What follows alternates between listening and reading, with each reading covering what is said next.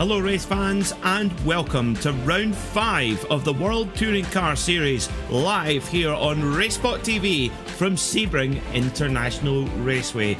We are approaching the halfway point of the World Touring Car Series Season 3 and the championship is hotting up with a great start to the season from Kieran Harrison and Dan Martin in their respective classes. But how will they get on today? Hello there, it's Peter Mackay here alongside my ever-friendly broadcast partner Paul Smith. Paul, Sebring International Raceway, a nice easy one to ease us into the mid part of the season, surely?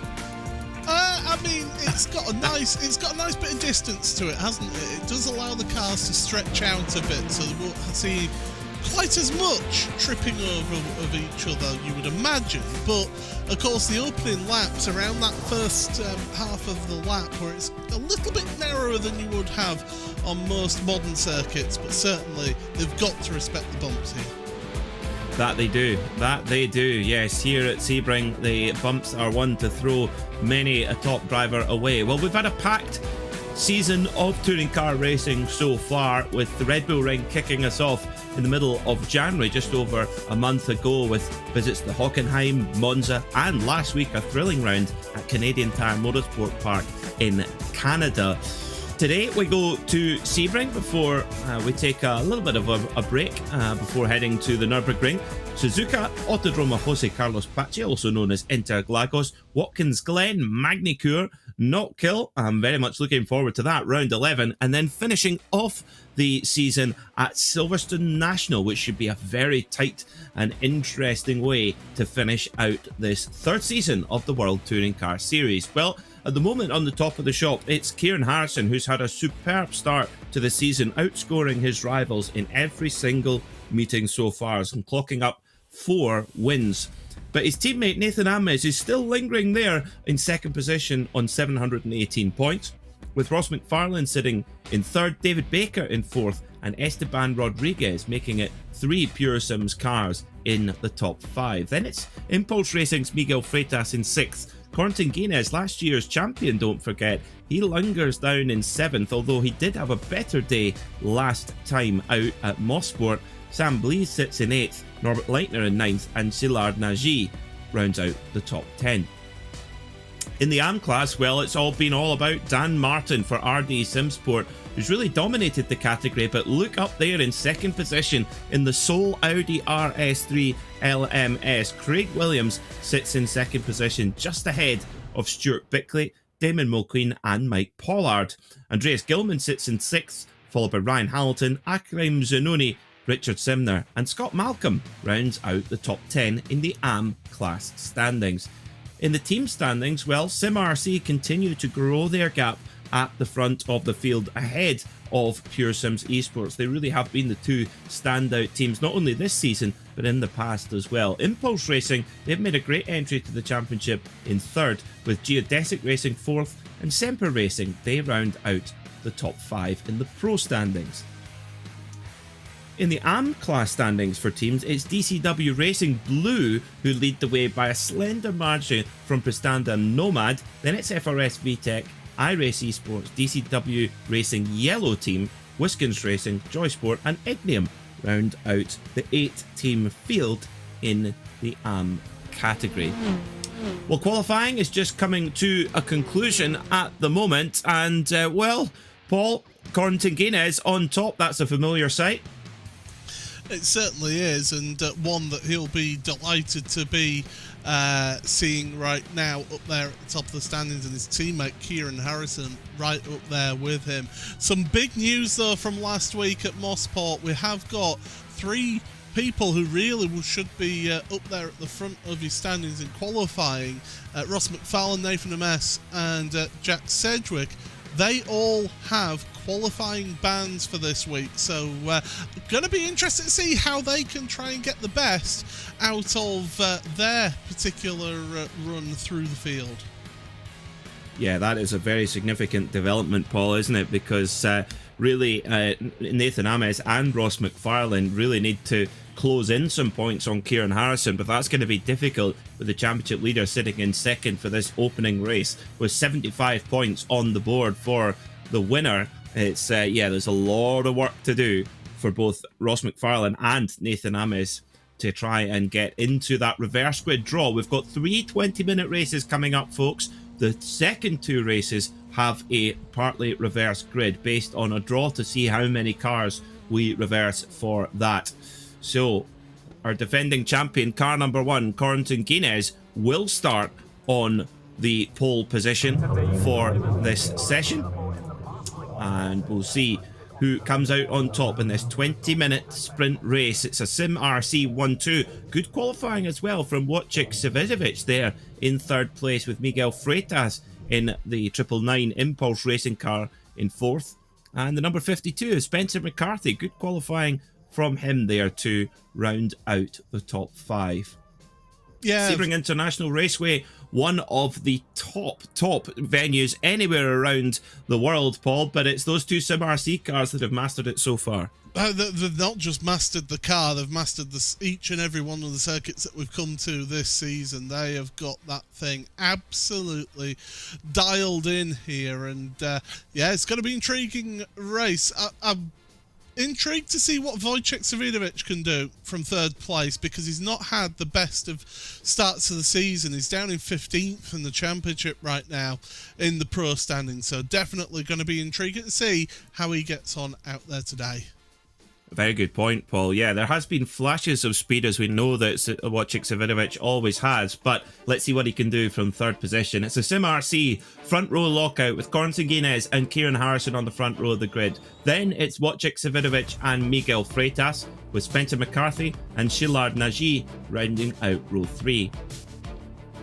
Row 4 is Esteban Rodriguez and Jaroslav Sebula, with Sam Blees, Jake Blackall, Pete Newman and Stephen Walker rounding out the first 6 rows. Starting from 13th will be James Hallman alongside Nicholas Laubies, then it's Oystein Herford, David Baker, Slavomir Jaworski and Norbert Leitner. And rounding out the top 20, it's Dan Martin and Terje Flatten. Morgan Butler, Craig Williams, Matthias Pentola and Ryan Hamilton round out the first 24 cars. Then it's Richard Sibner, Damon Mulqueen, Mike Pollard, Harry Fox, Nick Clibbins and Stuart Bickley. 31st is James Parker, followed by Nathan Davies, Sam Smith, Tom Stanley, Alain McCain and Ben Gregory in 36th position. Then it's Rob Sutherland, Chris Chatterton, Mark Johnson, Neil Rock, Scott Malcolm and Patrick Faulkner. 43rd is Neil Stevenson, and then all the cars that did not set a time: Nathan Ames, Jack Sedgwick, Ross McFarlane, El Neil and Jamie Rushworth, with 3 others: Andreas Gilman, Hakan Ask and Carl Johnston. So a huge number of drivers serving their qualifying bans. No such problem for Sim RC. Their 2 cars on the front row of the grid, and perfect conditions for 20 minutes of touring car racing to kick off 3 races today. 27 degrees Celsius on the track, not too cold, not too warm, absolutely ideal for our drivers.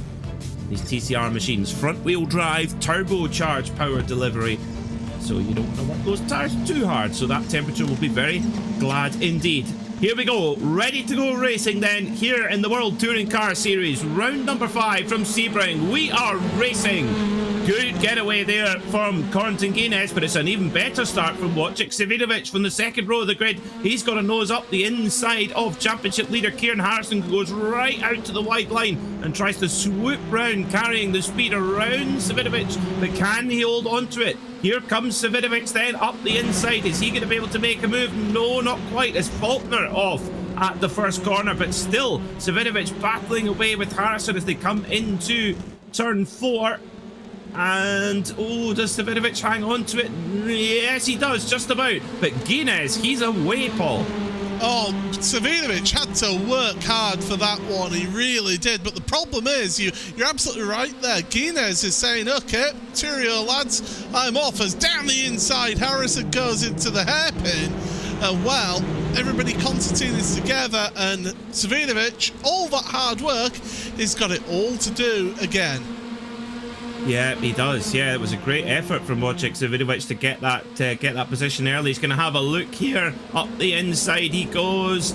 And Harrison trying to turn in, but there's not really any room there as they come through Cunningham Curve. And, oh, a little bit of side-to-side contact. and it's still side by side they go. This is dreamland for Corentin Guinness, and we know how fast he is. If you give him any slither of an opportunity, he will just clear off at the front of the field.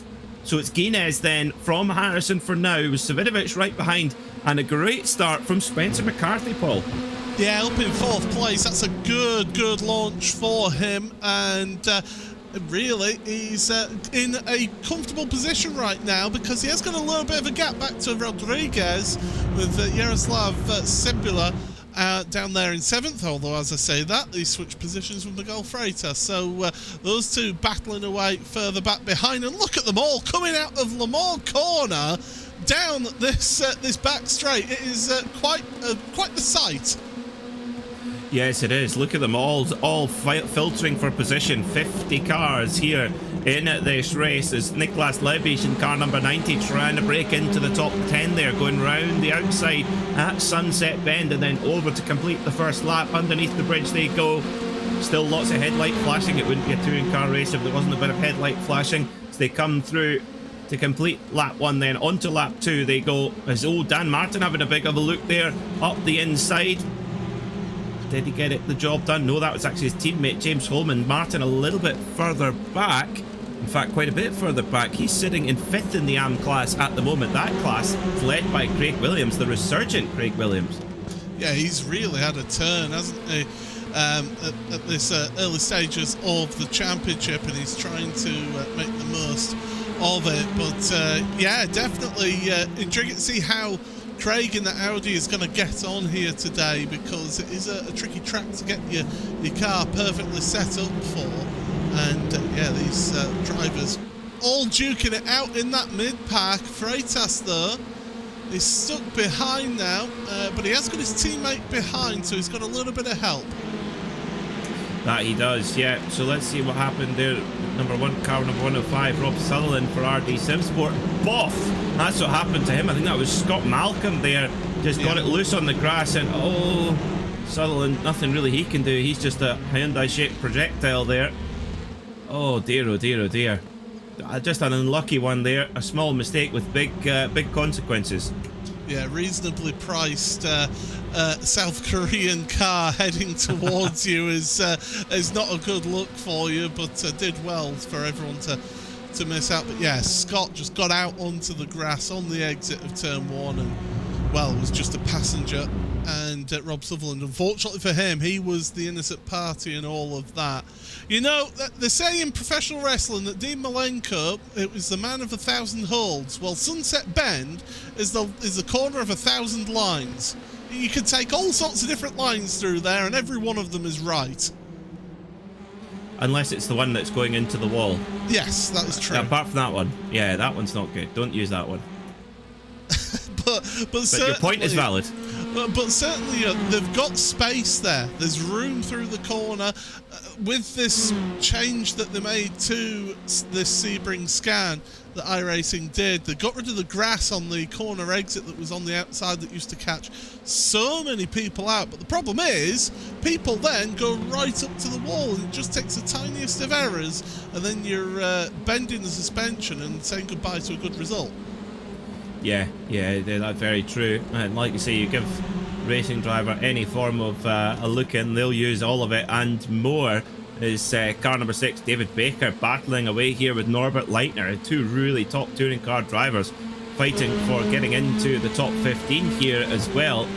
So you're going to see Sam Blease have a go here as they come down towards the hairpin bend after coming through Gurney, and then hard on the brakes, leaning on the nose. And it's Baker who's got the inside line there, and Blease has to wait for his opportunity to turn into the corner. Back in there, the mid-1950s, that very tight corner, Sterling Moss was handed a bottle of Coca-Cola by a photographer as he was driving round. He drank the bottle and then tossed the empty bottle to the photographer the following lap. Oh, what a gentleman. What an absolute gentleman Sterling Moss was. And yeah, it was. It's an iconic photo, isn't it? Because there is the photo of him, isn't there, with the bottle. With the Coke bottle, yes. Yeah. And it is one of those iconic sort of photos that does the rounds online every now and again. And you certainly wouldn't get that nowadays. First of all, the photographer wouldn't be allowed anywhere that close to a racetrack, for one. Yes, I couldn't imagine a bottle of Coca-Cola being thrown in through the window of a GTP car. Anyway, that's for certain. Maybe best that that's the case. Nowadays, Richard Simner for DCW are racing with their very jazzy yellow and blue colour scheme, and they even have matching shirts and gloves from our sponsors, 3M. Also, and you can get your custom-made colours for your team wear through our sponsors, 3M. So do check them out. Yeah, and good products as well. Excellent products. There's a reason why many racers, including quite a lot of the British touring car grid, use 3M. But certainly these drivers, I said it, didn't I, at the start of the show, that this track allows the field to just spread out, and that's what we're seeing here. Rather than everyone being kept all bunched together, it's quite a long track, is the Sebring International Raceway, 5.95 kilometres, and certainly a real challenge, but there are overtaking spots out there to be had.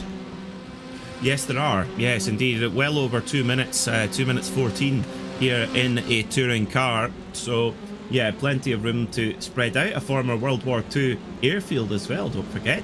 A very special place is Sebring International Raceway.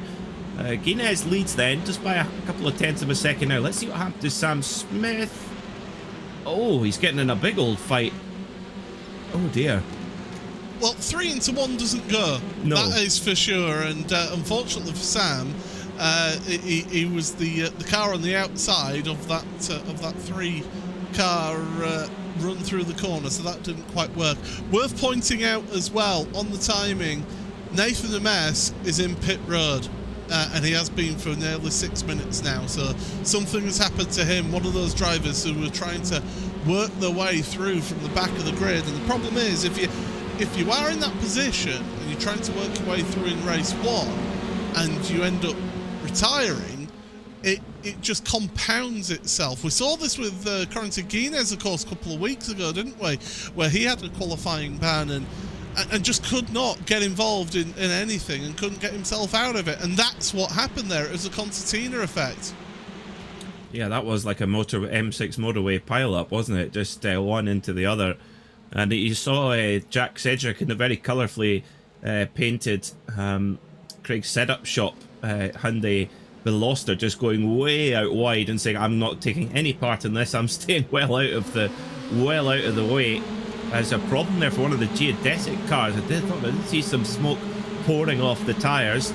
Well, the cars bounce so much as they go over the curbs there that it is, it can happen where it is just simply losing that much grip that when it regrips, it creates a little bit of a puff of smoke. It's James Holzman.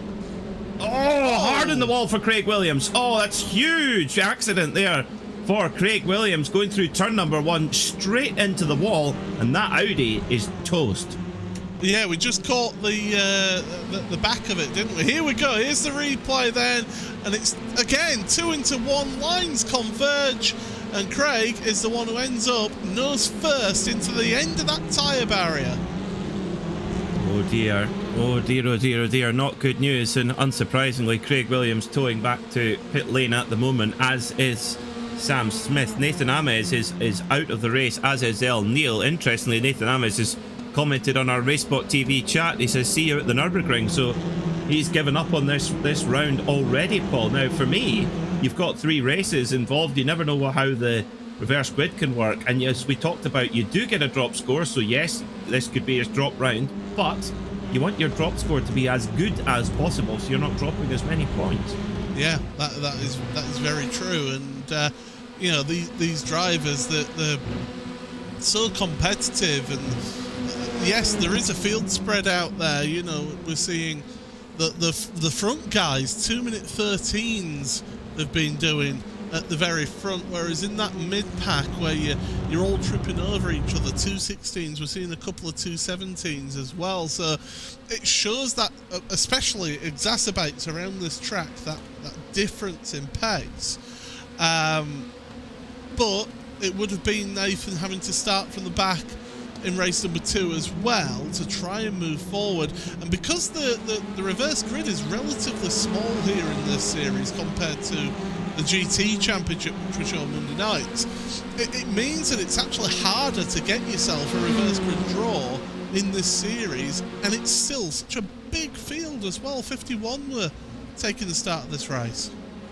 Yeah, that's what's been really fantastic, is we've had great participation, not just in round 1, but all the way through the season. 50 cars or so at every race. That's what makes this championship so competitive and so fantastic to watch, because the field is so deep. And of course, we do have our Pro and AM class battles to think about. Your leader in the AM class at the moment is, at the moment, he came into this round 9th in the championship in the AM standing, so that would give him a huge boost if he could hold on to that position. 2 spots ahead at the moment, ahead of Dan Martin, who's moved his way up into 2nd in the AM class. As our breakaway, Kieran Harrison and Corentin Guinness, they've got Svidovic right behind them, so 3-car breakaway. Here comes Guinness. So Harrison's got into the lead, and his teammate now providing a very good rear gunner service. So great fight back from both Harrison and Svidovic there, Paul. Yeah, I mean, Svidovic, he's a bit like a mongrel, isn't he? Just gets involved in anything and everything. There was the move for the lead, then down at the hairpin, but Svidovic, he's going to try and take advantage, because we've seen it before in this championship, haven't we? The last 5 or 6 minutes or so, Sim RC, it seems to be gloves off. Right, come on then, chaps, let's have a bit of fun up the front here. But they've got to be careful with Wojciech loitering, because he's so experienced in front-wheel drive cars here on iRacing. You know, I raced against him in other series back in the old Kia days when we used to race the Kia Optima, and yeah, he's been around the block, shall we say. There's Pentilla, getting some significant hit to the front corner of his car, and it was all from a rear end. Couldn't quite catch who that was there. Was that McFarlane who came through and got a bit of a rough and tumble going through there? I think it might have been, you know. He has fought his way up into 27th place as McFarlane, with Cedric up into 24th place. Great recovery from them from qualifying bans, but yeah, you don't want to be carrying too much damage on the car if you're on that fight back, trying to get into that reverse grid draw as best as possible. As David Baker has a geodesic trio on his hands here, he's got to try and keep on under control. Oh, bit of friendly fire there. Oof, that was close. Oh, that was car 13, Sam Blaze. He had a thought about going under the inside of Terrier Flatten there, but backed out at the last moment. I think, oh, here we go. He's an on board then. It was Clibbins, and it was Nick Clibbins who got into the back there, and then bang! It was car coming through. One car came absolutely flying through turn 1 there, taking advantage.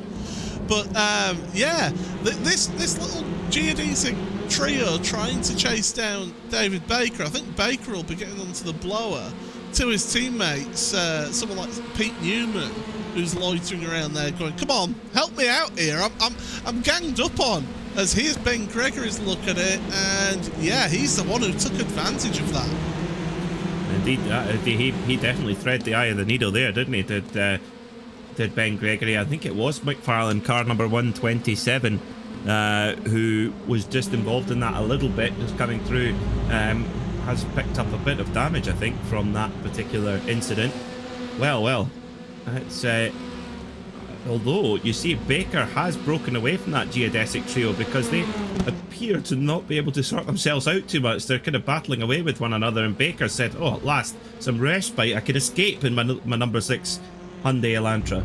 Yeah, he'll be hoping for a nice low reverse grid draw, will David. He is in the slots for a reverse grid, but you're absolutely right, those geodesic cars just working against each other almost. Here's Freitas then. There's some intense pressure from Spencer McCarthy. So these two duking it out. This is for 5th and 6th places. Down into turn number 1. You can hang it out around the outside of turn 1. It's a really good move if you can stick it out there, because you force that inside car to just go a little bit slower than normal. But the inside car does have that inside line for turn number 3, and you can chop the nose off and say, no, that's my position. That was a great retaliation there from Miguel Freitas. He had to go super deep on the brakes, but he got it.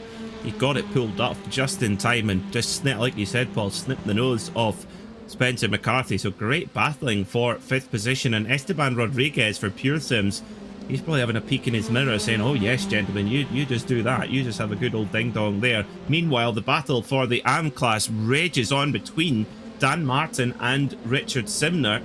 So Dan Martin in the pink RD SimSport car and the 42 of Richard Simner. They are absolutely door panel to door panel right now as they come through the Fangio chicane and up towards Cunningham. It's impossible to separate them at the moment. Dan Martin will have the inside line for this tight right-hander coming up as well. He goes as deep on the brakes as he dares, but Simner's not letting him have it. But Simner might get left out to dry here as well. Dan Martin gives him the room. Very fair indeed. Now up towards... Oh, so now up towards Tower. And it's Simner that snips the position away from Martin. It's a little bit of a rub there as they come into the braking zone and then onto the Flying Fortress straight. Wow, great stuff battling away for the AM lead.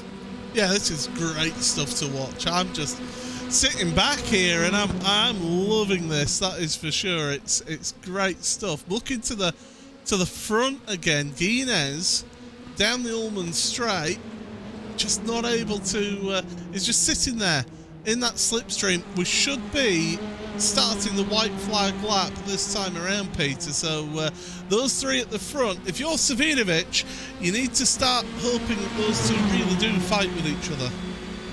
Yeah, that's Savinovic's main aim, I think. And also I think Savinovic will be doing anything he can to try and mix them up a little bit as well. Amazing how close they get to the wall there. Of course, the touring car has very, very little downforce, so you're all on mechanical grip. Yeah, just getting so close to the wall there as well. But look how well that Hyundai Elantra rides those curbs as well. You couldn't do that in say a prototype or a GT car. You'd be really unsettling the car. But Savinovic just smashing the curbs with the Elantra touring car, which has really been the car to have in this season of the World Touring Car Series. And Savinovic just making his presence known in the mirrors there. That's one of the big overtaking opportunities. Passed him by though, Paul. It just wasn't quite close enough. Yeah, I mean, I've fallen victim to Wojciech's overtaking once or twice with...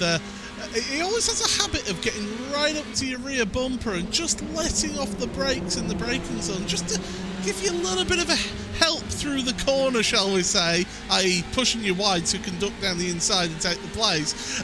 But right now, he's just not close enough to try some of the dark arts of touring car racing. But those 2 at the front, I mean, again, just absolute pace setters, but it's been promising to see that Savinovic has been able to keep up with them. Yeah, very impressive indeed, and equally impressive, I think both Savinovic and Harrison were able to reel in Guinness, although that could well... here he goes, there's your answer, up the inside, just stuffs it up the inside onto the door of Guinness, and rightly pulls out the throttle there and lets Guinness take the position back. But Savinovic, he had to have a go, but as they come down the Alec Ullman straight for the final time, then as the clock clicks past 0, the checkered flag begins to be prepared in the flag stand. It's going to be a 5th win of the season for Kieran Harrison, and it's another 1-2 for Sim RC. Great effort from Wojciech Savinovic in the 3rd for Semper Racing, but it is Harrison who takes the day so far, and it significantly increases his championship advantage. Interested to see how this one for AM works out as well. Richard Simner take a bow, being able to hold them off then and take the AM victory here for DCW Racing. Good result for Richard in all of that, and the crucial thing for him is that he finished a good 2 places in front of Dan Martin, so he has gained some points over Dan, but it's not much, unfortunately, for him. Yeah, and it seemed much like it was at Mosport. Dan Martin's championship rivals have faltered. Last week it was Stuart Bickley who didn't have a very good week at the office. Today, well, Craig Williams came into this round 2nd in the AM standing, so as we saw his race ended in the wall. So for Dan Martin again, he extends his championship lead ever further in the AM class. Well, let's see what our reverse grid is going to be. And it is going to be, oh, right on the cusp, 11. So a very short reverse grid, almost the smallest we can have then. So the top 11 cars will be reversed for our grid order in race number 2. But this is how they finished race number 1. A Sim RC 1-2 with Kieran Harrison leading Corentin Guinness home. Wojciech Severovic, he tried his best but had to settle for third in the end. 4 seconds further back down the road, Esteban Rodriguez finished in a slightly lonely 4th position, followed by Miguel Freitas, Spencer McCarthy, Yaroslav Shebula, Niklas Laubisch, James Holman and Szilard Nagy. Then in 11th position, it was Jake Blackhall in the first of the Hondas, then Norbert Leitner, David Baker, Sam Blees, Oyston Hereford, Stephen Walker, and our AM class winner, Richard Simner, comes home in 17th overall, just ahead of Pete Newman and AM Championship leader Dan Martin, with Terje Flatten rounding out the top 20. Then it was Harry Fox in 21st, followed by Jack Sedgwick, who started right at the back of the pack, so a good drive from Sedgwick. Then it was Ryan Hamilton, Morgan Butler, David Mulqueen, Ross McFarlane, Nick Clibbins, Slavomir Jaworski, Stuart Bickley and Ben Gregory rounds out the top 30. Then it was Mark Johnston, Jamie Rushworth, Mike Pollard, Tom Stanley, Neil Rocks, Alain McCain, James Parker, Paddy Faulkner, Neil Stevenson and Matthias Pentola rounds out the top 40. In 41st position was Rob Sutherland, then Hacken Ask, Nathan Davies, Chris Chatterton, Andreas Gilman, Sam Smith, Scott Malcolm and Craig Williams finishing just off the lead lap after coming in to get repairs. Nathan Ames and El Neal did not make the flag. Well, Paul. An interesting start to the day, but business as usual. A 5th win of the season in 5 race meetings for Kieran Harrison. A perfect start. Can't ask for better, can you really? It was just how things are. I mean, Guinness, to be fair to him, did get to the front of the field and did try and pull away in that first lap when Harrison and Wojciech Svinovic were both duking it out, but then they were both able to close back up to Guinness in that race, and it just showed the class that Harrison has. Was able to get ahead and then just stay ahead. Svinovic, I think he had to make that lunge at Le Mans, but it's not really the right corner to be making that lunge at, if you ask me. You want to set them up for a run down the Ullman Straight and have a go into Sunset, but I'm just sat here in the commentary box not doing it anymore. But yeah, certainly great stuff from Kieran Harrison and Sim RC. Yeah, Sim RC really are, not only in the Drivers' Championship and the Teams' Championship, they really are getting a hold on this series. Paul, you know, we've seen Pure Sims be an ever-present part of the championship as a front-running team in really the whole World Sim Racing paddock, it must be said. But this season, it's Sim RC really are taking they really are taking the hold of this championship. It's going to take a big effort for anybody to stop them at this point. I mean, let's not forget that, you know, Guinness has been there and done it in terms of winning the championship last season. The first season, he only just missed out as well. So, you know, there is, you know, they've got the experience there. They've been here as well throughout this championship. They know what they're doing. And Kieran Harrison has just been a revelation the last 2 seasons. And this whole Sim RC outfit, so well drilled and well organised. We did mention it though, one of their drivers will not be returning for the rest of the evening, and having a quick look around the virtual paddock whilst you were going through those results, he says, well, I'll see you next week at the Nürburgring, no point in getting myself any penalty points. Interesting tactic. Yeah, maybe coming through the field from a qualifying ban was maybe too arduous or too fraught with danger. That's very interesting.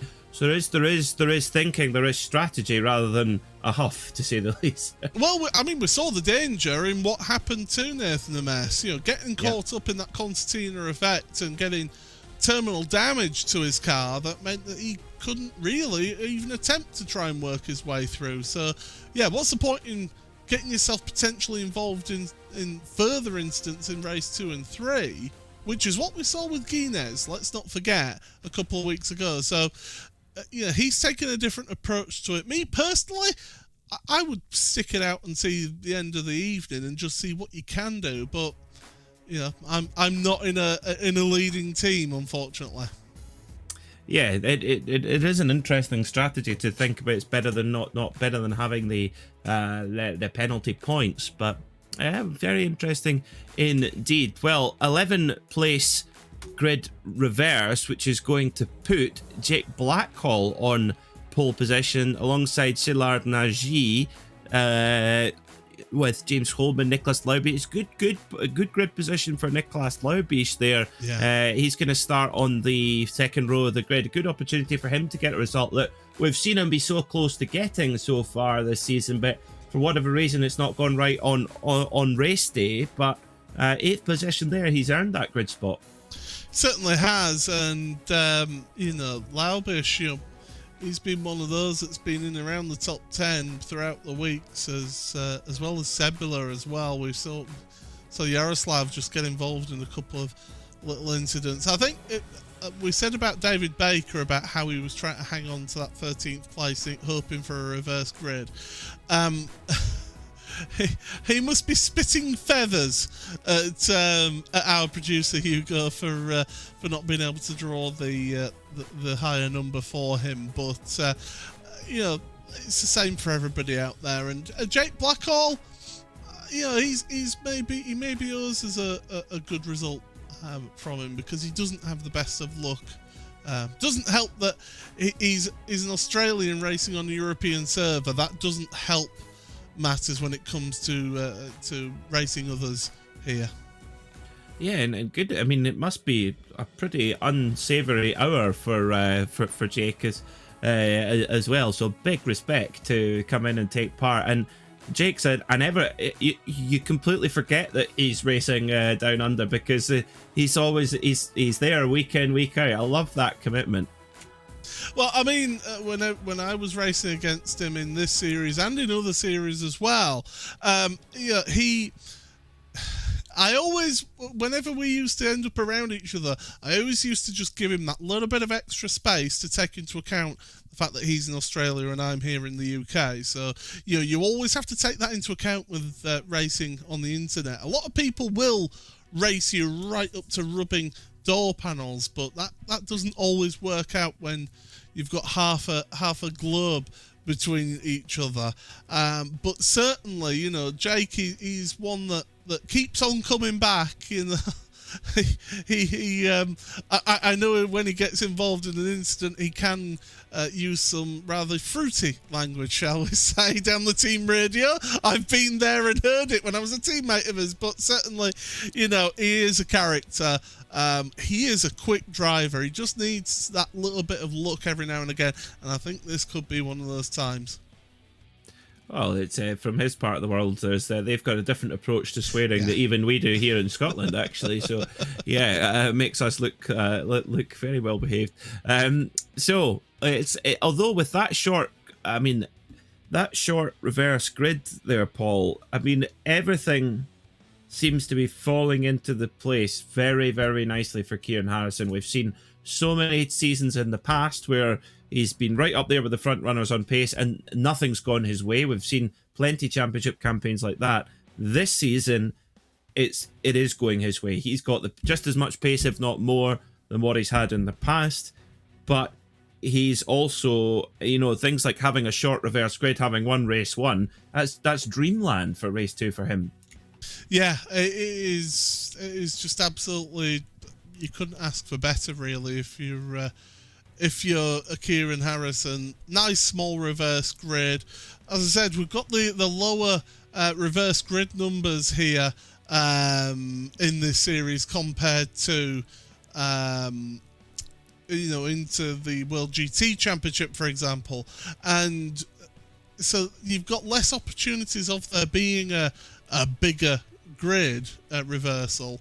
and it can fall into the hands of somebody who's having a really good run at the front, get a small grid reverse, and then lo and behold, you're up there at the front once again.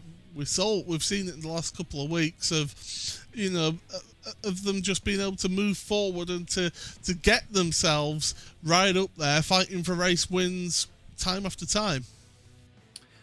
Well, before we go into race number 2, a 20-minute race coming up very shortly here on RaceSpotTV, we'll take a short moment to have a message from our partners. We'll be right back.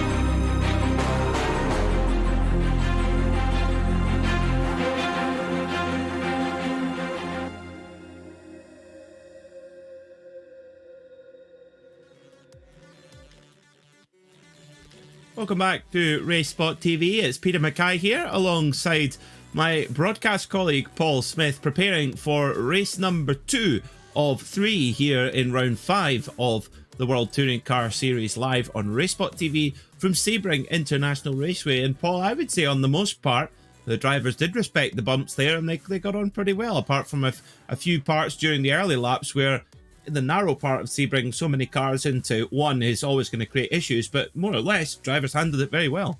Yeah, they certainly did, and turn 1 is a classic example of a funnel, isn't it? You've got a really, really wide expanse of concrete and asphalt all mixed together, and then it just come around turn 1, all of a sudden it just narrows down to about 3 cars width. Does that track, and it certainly does test your ability at spatial awareness, and that's definitely a real challenge in places. I mean, one of my favourite places around this track is that section through Cunningham down through to Tower. It's all about getting your braking points right, getting the acceleration out the corners. And Tower, with these touring cars, you can really clip that inside curb and try and carry the speed out of there and through towards Bishop and then heading towards Le Mans. So really good section of track to test those drivers out. And it's also some good overtaking opportunities at that part as well. Absolutely. And we saw Wojciech Severovic try to spring a surprise attack, then he nearly had it. He had a go, and it was a good effort from Wojciech Severovic and very good sportsmanship when it was seen to be a little bit maybe on the heavy side. He pulled back and gave the second position to Corentin Guinness. The experience showing through there as well. I think in touring car racing, a bit of aggression is all part of the game, but Wojciech deciding there that it was maybe a bit over the top. Could we say, Paul, that this season we've seen a particularly hard line in terms of qualifying bans? We've seen more qualifying bans, I think, than we have in previous season. I'm all for that, for a hard line on driving standards. But you've raced in the series before. Is that? Do you think there is something in that? More drivers getting qual bans? I feel personally attacked because I used to steward in this series as well. So. Yeah, you're just a big softie. Yeah. I was one of the ones that would throw the book at them, but it was the rest of us that all sort of tried to reel me in. I think a little bit there, but now you've got to take into account that it is touring car racing. Absolutely, you do have to take into account, and you do have to take into account that, yeah, there will be a little bit of rubbing here and there, and as long as it's not a punt to pass, as long as it's not, nerfing somebody out of the way, generally speaking, you can get away with a bit more in this than you can in GT racing, but I think it's safe to say that we were a little bit disappointed. Well, I was certainly disappointed, especially with the driving standards at Hockenheim, and then going on to the following week as well. There has been some a little bit of questionable driving. You sometimes get that when you've got new drivers coming to the series because you're all trying to weigh each other up and learn how each other drive, because over the years, you accumulate a tick list, and it's a tick list of, I can race this guy. I need to give him a mile of space because he's going to absolutely send it. You get that list in your head of who you can race, who you've got to just say, do you know what, if you're that desperate, go for it, mate. And whenever you get somebody new into it, it can just upset the apple cart a little bit, but still, it is touring car racing. There is going to be rubbing, but flat out punting people out of races and things like that, that's not on, and that's not what touring car racing is about, which unfortunately a lot of people seem to think it is. Yes. Allegedly a non-contact sport is motorsport. Well, we sort of know that's not the case in a lot of times as well. And it's funny when you also I commentate on the Scottish Legends Championship at Knockhill, and it is interesting how there is definitely you mentioned that tick list in your head. There's also a chalkboard of who's getting it next time. If you get given a rough deal by somebody, you can be sure that it will be dealt out twice as hard the next time.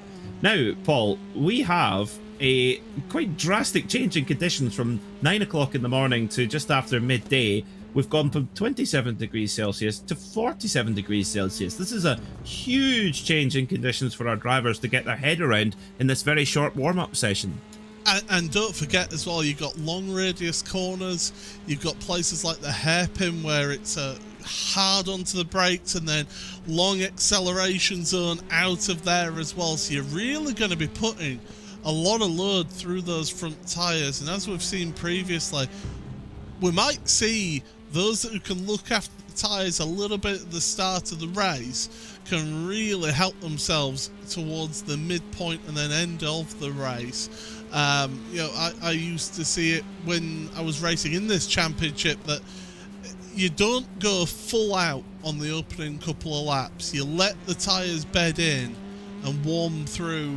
So you might lose like a place or two, but you can sacrifice that if then you're able to be half, especially around a track like this, half a second, 3/4 of a second faster per lap towards the end of the race. Yeah, I think that tyre management is really going to play here. As you can see, just these few cars coming around turn one, the rear really moving around. The track will just feel so greasy compared to what it did in race number one. They're spoiled in race one in comparison, so this is going to be a different ball game altogether, I'd say. And we saw lap times in qualifying into the 2:13s. Well, we're in the mid 2:15s for the very fastest drivers in this warm-up session. So that high track temperature really going to play havoc for the drivers here. And quite a few takers in this warm-up session just to get a feel of what the track conditions are like. And I think if you can get just even one or two of those sighting laps in, Paul, I'd say it's an advantage to have it when the conditions have changed as much as they have. We've nearly got double the track temperature. Yeah, you do have almost double. You're absolutely right. A good 20 degrees hotter in the Celsius. I don't know what that is in freedom units, but it's certainly up in the hundreds. But yeah, I mean, these drivers, what they will have done is they will have made a couple of little adjustments to the car. They'll want to try and get that rear end just working a little bit looser to help to turn the car onto corner entry. You'll maybe drop the front camber by a few clicks. You know, you won't be making huge changes, but you'll just be trying to help the car out, manage its front tyres in this one. So certainly that's what these drivers have been doing, just getting themselves prepped for this race coming up. Well, 20 minutes of fast and furious touring car action coming your way now here on RaceSpotTV, and we've got Jake Blackhall starting on pole position for this reverse grid race, or partly reverse grid race I should say more accurately, and we'll see how our 50 cars line up for this one. Jake Blackhall then in the sole Honda ahead of Szilard Nagy, James Hallman, Nicholas Laubis, Jaroslaw Sebula and Spencer McCarthy. 7th is Miguel Freitas, followed by Esteban Rodriguez, Wojciech Savidovic, Corentin Guinness, Kieran Harrison and Norbert Leitner. Then in 13th spot it's David Baker, followed by Sam Blees, Oisin Hereford, Stephen Walker, Richard Simner and Pete Newman. Then it's Dan Martin, Terje Flatten, Harry Fox, Jack Sedgwick, Ryan Hamilton and Morgan Butler. 25th is Damon Mulqueen, followed by Ross McFarlane, Nick Clibben, Slavia Jaworski, Stuart Bickley and Ben Gregory. Then it's Mark Johnston, Jamie Rushworth, Mike Pollard, Tom Stanley, Neil Rocks and Alain McCain. Then it's James Parker, Paddy Faulkner, Neil Stevenson, Matthias Penteler, Rob Sutherland, Hack and Ask, Nathan Davies, Chris Chariton, Andreas Gilman, Sam Smith, Scott Malcolm and Craig Williams round out our 48 car grid who are racing. And it's a great getaway from the Free M Honda of Jake Blackhall, who holds on to his leading position but has to defend from Szilard Nagy, who goes right out to the swooping wide line then and tries to make an attack on Jake Blackhall here. Holds on to second, but can he go for first here? Oh, Nicholas Laubis off in the background after a great grid position, so he's not made the most of that. Through they all come then, trying to jostle for position. There really isn't a lot of room there, Paul. No, there's certainly not. And I think it's the second time in 2 weeks that Nicholas Laubis has jumped the start, because he immediately pulled to the side once the green flag came out. And I'm looking actually in sim, he's got a black flag, so he must have had big one in the background there. That's Neil Stevenson is involved in that one. A couple others. Oh, watch that rejoin and bang! Heavy impact for that Ignium Motorsport car. Yeah, that was Neil Stevenson. That was a bizarre rejoin there as well. But James Holman now moving up into second position as Nagy gets pushed out by Spencer McCarthy. Great start from Spencer McCarthy in the 52 Geodesic Hyundai. But up front, it's a Honda that leads here at Sebring. Jake Blackhall. Oh, it's the Semper Racing car. Jaroslaw Sebula gets turned into the fence. Oh, at Cunningham Corner. Oh dear, oh dear, oh dear. In fact, that was at Tower Bend, excuse me. Goodness me, that was really nasty there for Jaroslaw Sebula. I think Sebula must have damage, because he's not going anywhere fast at all. Sam Blees, though. That Hydra Race Geodesic Racing car in there, in the mix, and certainly trying his best in 11th place right now, trying to move forward. But yeah, you're absolutely right though. Jake Blackhall in a Honda Civic right now. It's not the favoured car. I think he's actually the only Honda Civic on the... Oh no, there is another Honda Civic. Yeah, so there's 2 Honda Civics out there and one of them is leading. Yeah, great stuff there. And the beautifully painted Free M car as well. So James Hallman is trying to hold on to second position, but it might be short-lived, because Spencer McCarthy looked really up for this one to come into turn 1. Hallman does give a lot of room there as well, and McCarthy says thank you very much, I'll have that. And Hallman perhaps thinking, McCarthy's looking racy here, maybe I'll just tuck in behind him and let him drag me up towards the leader. Blackhall, I tell you what, McCarthy looks like he's got really hot pace here, Paul. He certainly has. I tell you what, who's had a good start is Savinovic, Guinness and Harrison up 5 places themselves. You're absolutely right to point out Spencer McCarthy. He's up 4 places as well. So some big gains in the early going here. And with only 3 minutes, just over 3 minutes gone in this race, that's plenty of time for those drivers to try and reel in Jake Blackhall. It is, yeah. And Blackhall, to be fair, he's making the very most of this opportunity from pole position in that reverse grid draw and just trying to build any kind of gap that he can. But McCarthy's got through the pack quicker than I think he might have anticipated. McCarthy really on a charge here in that white and black Hyundai Elantra. But if you look looming in the background, the yellow and black Sim RC cars, they are, as they all turn into each other on the straight. Oh dear. And I tell you that the rejoin was pretty poor, it must be said, because if you look at and it's unlucky for the Ignium car there of Neil Stevenson, but he's well under control of the car and just joins straight across the track. That's I mean, to be fair to him, the grass is like glass, so you could be sort of trying to slow the car down, the barrier comes out, so he has to turn. True, yeah. But still, it's not great. Then Rob Sutherland is the innocent party in all of that, although saying that, so too was Neil Stevenson. He was the innocent party in that original incident between Neil Rocks and Jaworski. So yeah, it was innocent party, tries to come back on, and then unfortunately he wipes out Rob Sutherland. Yeah, that is a shame there. So this is the view from Sutherland's car. So he's thinking, oh, I've cleared it. Oh, great. Oh, fantastic. Great. I've cleared it. I'm cleared. I'm home free. Oh, I'm not home free. Oh, dear. Oh, straight in the fence there as well. And it's 0 that Rob Sutherland could do there. That's really unlucky. Really, really unlucky. But this is interesting, as you said, Paul. Wojciech, Savinovic, Guinness and Harrison. So they're in the order that they started in, but they've worked their way through the pack relentlessly so far. So we've got a proper motor race on our hands here, on just under 15 minutes to go, so plenty of racing to go. Andreas Gilman, in the Impulse Racing machine, just skiffs the wall, but oh dear. 6th in the AM class at the moment is Andreas Gilman. Not a good start to this second race for him. What do you do if you're James Holman right now? I mean, he's in 3rd place. He's where he started. He's in a good spot to get himself some big points here in this one. He's got Spencer McCarthy pulling him along, trying to catch up to the race leader.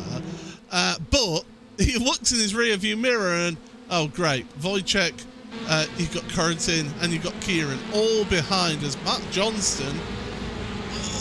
That's it. Again, it's not a lot that Johnson could do with that. He's saving the car, because this is the thing with front-wheel drive cars. You don't get on the brakes. You plant the throttle when you get opposite lock like that. You plant the throttle to pull the front end round, and in some cases like that, it can just snap on you, and then you're pointing towards another car and wiping them out of the race. Well, Jack Sedgwick continues his march through the field from a qualifying ban for the start of race 1. He got into just outside the top 20 in race 1. He's now already into 14th position. So this is a replay of Lowbeach. He's got the car in first gear. He's on the limiter, and he's either got a loose clutch pedal or yes, a jump start, absolutely. But this is, as you said, Paul, this has happened twice now in 2 weeks, and it's honestly he's either got the twitchiest foot in the championship, or there's some sort of, I don't know, there's some sort of pedal malfunction that he seems to be fighting with, or some sort of issue with his pedal. I mean, the thing is with that as well, with this car, starting this car, you want to get it on the bite point. You can hold it on the handbrake and get it on the clutch bite point, to then just hold it for the start and get the launch, and he's just not quite got that right. But I'll refer you back to my comments that I made last week, which is, Pure Sims car off. Yeah, that is a Pure Sims car. Who was that? But I'll refer you back to the comment that I made last week when he made that jump start. Just go. You've already got the penalty. Just go. Oh, it's David. Oh no, not Dave. Oh, man, he got nerfed there, it must be said. If interesting to look at that from David's angle, because Yeah, he appeared to get really stuffed up there by one of the geodesic cars. Not a great deal that I don't think David could really do about that. He didn't have much room on the outside, and yeah, just gets sent into the wall. So it's getting feared here, as often is the case, Paul. We see people, of course, the drivers race in their kind of speed order, if you like, and yeah, they kind of race in their speed order in race 1, but in race 2 it's much more of a mix-up.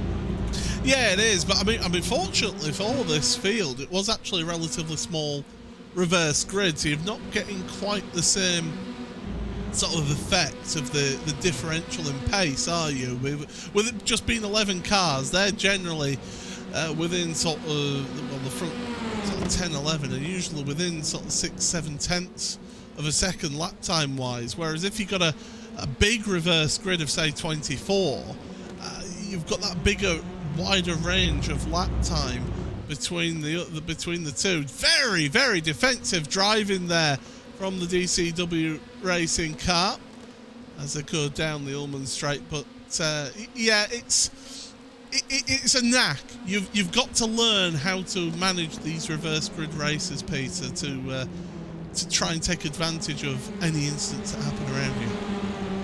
Yeah, it's very true. Very, very true. And the drivers that have won the championships, that's been where they've really mastered. But as we reach half race distance, Jake Blackhall is still hanging on to this lead in that little Honda, fighting off all of the raft of Hyundais right behind him. And Jake Blackhall continues to lead in the 3M UK Honda from the geodesic Hyundai of Spencer McCarthy, who charged us into second place and then sort of hit a bit of a buffer. And he's got a big nudge there from Holman. Interesting there. So James Holman getting right into the back of Spencer McCarthy there. Wojciech Savidovic is getting his elbows out as well. Oh, and Guinness has a little snip at Savidovic, but Savidovic shuts the door very firmly. Jake Blackhall will be looking in his rearview mirror going, please, yes, just please carry on, guys. Just sort yourselves out. I'll be happy at the front here. Holman, he's looking racy, isn't he? He's really giving it some, and fair play to him. He's up there. He's where he started, and why not have a go? Absolutely, yeah. And we know these RD Simsport guys, they don't roll over for anybody. That's for sure. And yeah, why not? And to be honest, if you don't stick up for yourself in this kind of fight, you'll either get completely freight trained or you'll get put in the fence. So you have to almost, punch or be punched in this kind of environment, which is what makes it such great entertainment for us watching here on RaceSpotTV. We hope you're enjoying this thrilling battle for, well, I guess this is the battle for second place, you could say, led by Spencer McCarthy. I wouldn't say he's the cork in the bottle. He's just the leader of the clan, who are just stretched all the way down the straight here. But Jake Blackhall driving beautifully in that Honda. Now, there's a lot of quite technical sections here at Sebring. I wonder if the handling of that Honda is through the middle part of the circuit, Paul. I think it could be a bit of a weapon, actually. It has got a really good chassis on that Honda. Is there a car into the wall there? And Savidovic, I think, maybe clipped the wall on corner exit of Sunset Bend. He's having to go very defensive here into turn number 1. So, yeah, he could have just hampered himself on corner exit. But yeah, that Honda, it's got a good chassis to it. It's really good in the twisty stuff. Here's Savidovic. Does he touch the wall? Yes. Oh, big time. Now, how much of an effect that will have on his performance, we shall see. It's certainly given Holman a little bit of a breathing room as well, as a straight line speed and big bump and run there from Kieran Harrison, pushing his teammate Corndon Guinness in the number 1 car forward. Very clever team driving there from SimRC, and I think that will be will it be enough? It will certainly give Guinness the opportunity, and in fact Guinness actually runs a little bit deep, so that bump drafting actually gave a little bit of a negative impact there as well. But Savidovic has got his hands full, but just look at the time that Holman is pulled out of this lot after that mistake from Savidovic. So Savidovic now, I would say, is the cork in the bottle here, but such a wily old stager he is as well. He is so difficult to pass. I think he's lost this one though. I think he's going to have to do feet on this one. I think that car is more damaged. I think that car is more damaged than he'd like to admit. and I think he's struggling with that car. And yeah, he put up a brave effort, and he still is putting up a brave effort against these Sim RC cars. But that car is certainly damaged enough to be losing him time. Still, the side by side, he's like a terrier, isn't he? He just will not give this one up. I love that tenacity. There's no quit at all there from Wojciech Savinovic. I think in the straight line is where he might come undone though. And who's that in the impulse? It's Freitas. Freitas in the 999 car gets a great run out of the Le Mans curve. And I don't think Harrison was so busy with Savinovic that Freitas is going to take them both. Oh, they're 3 wide coming into sunset. Savinovic gets it back as well. So Harrison is getting caught up, and he's got to be careful. He's got to be careful. He's your championship leader, don't forget. And he wants to protect that status as best he can. His rivals are all, I mean, Nathan Ames, he's parked up for the night. Ross McFarlane, well, where's McFarlane? He is 12th. 12th. So yeah, he's kind of nowhere to be seen really. So Harrison's just got a box clever here as well. But look at how Guinness has escaped. Look how Holman, he's up into 2nd place. He's got past McCarthy. Goodness me. Oh, Harrison doesn't need this. Wojciech. Oh, the ball contact between the two of them. It was going to happen. Wojciech had been defending that one hard. And what I was about to say, we used to call Miguel when he was at Team Mad the tame Iberian. It's no longer tame, especially going right out to the wall, out down the Ullman Straight. And it's still not over here, Peter. Oh, I tell you what, no, it's not at all. But Miguel Freitas showing some great racecraft there, coming out of Le Mans curve onto the Ullman Straight, and really made a big move. And he's still at it as well as the Portuguese ace, side by side with championship leader Harrison. And they are absolutely side to side as they come hard on the brakes into Cunningham curve, and Harrison has to go goes really deep on the brakes, but I think now has finally got a hold on that position. But Freitas is not going to let him have it easy. 5 minutes to go. Jake Blackwell leads this race by a 1.5 seconds, Paul. He's driven beautifully.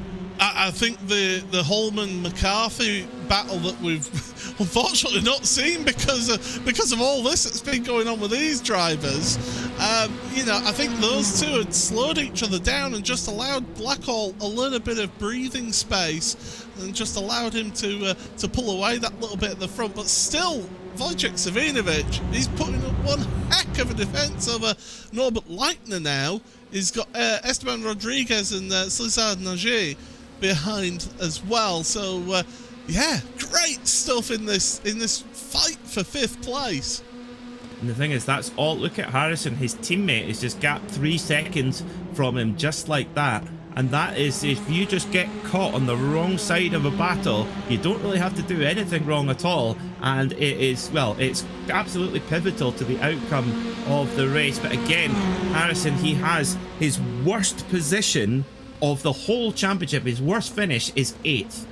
So that is why he's leading that title. Yes, he's had 5 wins, including 1 today, but no worse than 8th in any race so far for Kieran Harrison. So that is quite a stat indeed. And at the moment in 5th, he would continue that streak. And to be honest, with all of his championship rivals, Ames parked up, Ross McFarlane in 11th, David Baker in the fence, he's yeah, again will be extending his advantage. He certainly is, and this is great stuff. I'm loving this. I mean, yeah, we're seeing a great defense from Wojciech Savinovic, who's having to do that as Leitner down the inside of Savinovic, the damaged car. But Savinovic is getting all the pace out of it, as you said, using that experience of knowing where and when to place his car and to really get the speed through the corners. That's what he's having to do there to negate the top speed loss. Look at that, round the outside of Cunningham. He's trying to hold on here, and Rodriguez is there going, come on, can I look? Just, oh, contact between the two of them again.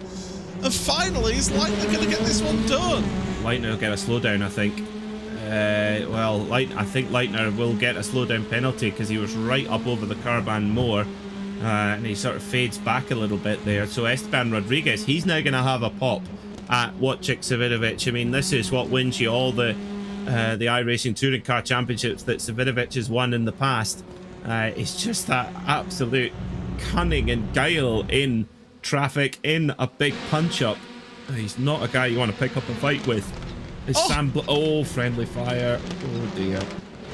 Is that Sam Blees in the 30? Oh dear. And getting shown the cold shoulder by your teammate, that's going to sting. Yeah, that's going to be an interesting chat after the race between teammates there, isn't it? If you're the team boss, it's just sit back and just go on, have at it. Or bang their heads together is usually one technique that some team bosses use, as well as Guinness goes for a bit of dummy on Blaze's teammate there, McCarthy, and Guinness fighting on to try and get as many points, get his championship campaign back on target, and a little bit of contact there. Rubs past McCarthy. McCarthy has to give it up. So Guinness through into a podium position, then James Holman in second. But to be honest, what a drive this has been from Jake Blackhall. Yes, there's been fighting behind, but Blackhall's led away from that pole position, and he's made the absolute most of that reverse grid spot. Yeah, absolutely, and he deserves to be up there. Yes, he got a reverse grid draw then, but it was only 11, so it's not like it was the biggest reverse grid. Yes, as you say, there's been fighting behind him, but that car has had pace, and I said, he is a quick driver. He needs a bit of luck, and he's had that in this race. He's got a second and a half with about half a lap to go here. Yep, and I think that's a pretty strong gap to have. To be James Holman is trying everything. He pulled about half a tenth of a second out last time by. He's really trying to reel in Jake Blackhall, but Blackhall has not put a foot wrong here as they're on to the final lap. They come into Jean de Bien Bend and Le Mans for the final time here at Sebring, and race number 2 looking like it's in the hands of Jake Blackhall as he comes onto the Alec Altman straight for the final time in the 3M Honda, the beautifully painted grey, black, yellow and red Honda. All these colours, you can get them on some 3M gloves, and I'm sure Jake Blackhall putting his 3M gloves and racewear to top use here as he comes around Sunset Bend then for the final time in the second race of the day.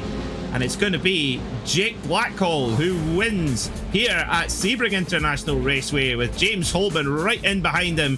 Flash of the lights, and Cornton Guinness nicks the last spot on the podium. And still Savinovic is in a punch-up here as he's going to just about hang on to 7th position. Dear me. The tip of the hat from me to Wojciech there with his defensive driving. Richard Simner as well. Again, another good result for Richard, getting the AM win there in this race. 15th place overall. Good result for him and some good points. Craig Williams, what a recovery drive, considering that he was out in race number 1. 24 places gained in that race for Craig. Oh, well, our very own Frank Bieler he's certainly driving well this season. He actually commented during the week after his AM class win last time out. He said, well, is anyone going to use the Audi? And I said, well, no, there can only be one Frank Bieler of the World Touring Car Series, and that's Craig Williams. Yeah, fair enough. As I said, there is John Bincliffe available if you want to. Maybe I'll make a guest appearance and be the John Bincliffe. You'll be the John Bincliffe. The have-a-go hero in a 3-year-old car. Yeah, yeah, absolutely. Well, let's see what our reverse grid is going to be then for race number 3. And this draw could be really important. And 15, a relatively small one again, not that big juicy 22. And well, that's pivotal for the AM class. I will come on to why in a second. Jake Blackhall, one of only 2 Hondas in the field for 3M UK, is your winner here in the World Touring Car Series, race number 2 at Sebring. James Holman, a great drive in the RD Simsport Hyundai, and Cornton Guinness rounds out that podium. Spencer McCarthy was 4th, with championship leader Kieran Harrison continuing his highly consistent run in 5th.